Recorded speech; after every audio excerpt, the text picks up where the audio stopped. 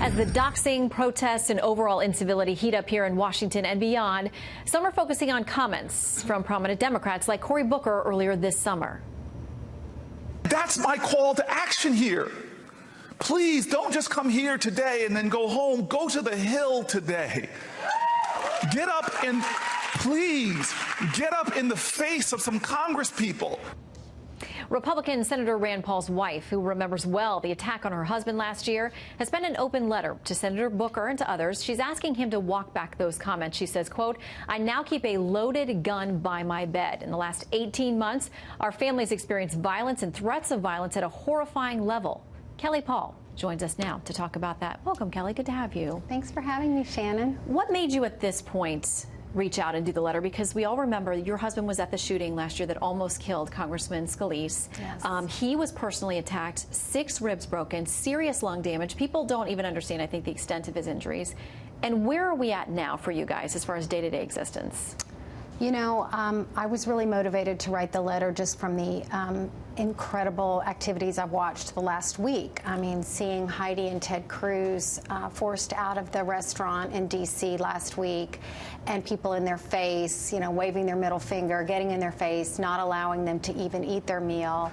And then when our home address in Bowling Green, Kentucky was released on the internet and Rand's personal cell phone was released, you know, I felt incredibly threatened and frightened. I had been frightened when Rand left for D.C. that Monday because, you know, the new message is get up in their face, get in people's face.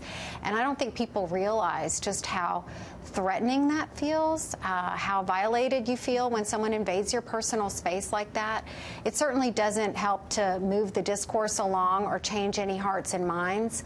But the night I wrote that, I was sitting in my house and I saw the sheriff's car go by my house really slowly, and I was grateful for it. I was grateful for their, you know, continued surveillance of our home, but I just felt so sad. It was like, how did we get here? Gotten to that point. I want to read something from Jeff Gertz, who's a spokesman for Senator Booker. He thinks that clip that a lot of people have seen is taken out of context. He says, Senator Booker actually says to a nonpartisan, nonprofit organization dedicated to ending homelessness to get up in the face of some Congress people and tell them about common sense solutions that address that problem.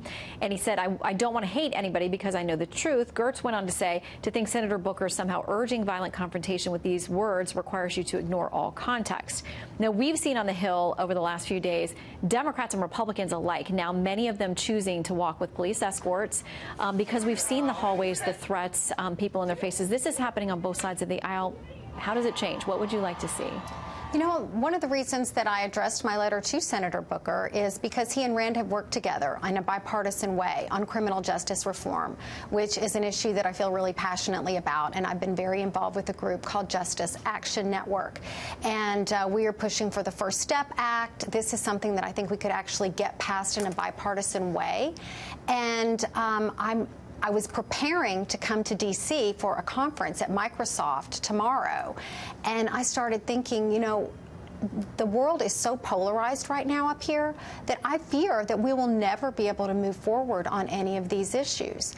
And words do matter, and perhaps he didn't mean it in such an aggressive way, but when you are the recipient of people getting up in your face, it does feel extremely personal. And certainly from our perspective, since Rand has been shot at and physically attacked in the last year, and then on the heels of our personal home address being released, I felt extremely vulnerable and I felt extremely threatened. And I hope that we can move beyond this. Whatever happens, you know, with the confirmation, I do hope that we can move beyond this and find some solutions for things like criminal justice reform that in the past have had broad bipartisan support. Yeah, we hope those conversations happen on any topics that can bring everybody to the table, because people on all sides of this particular controversy have been threatened, and none of us thinks that's okay. Kelly Paul, thank you for sharing your story. Thank you for having me.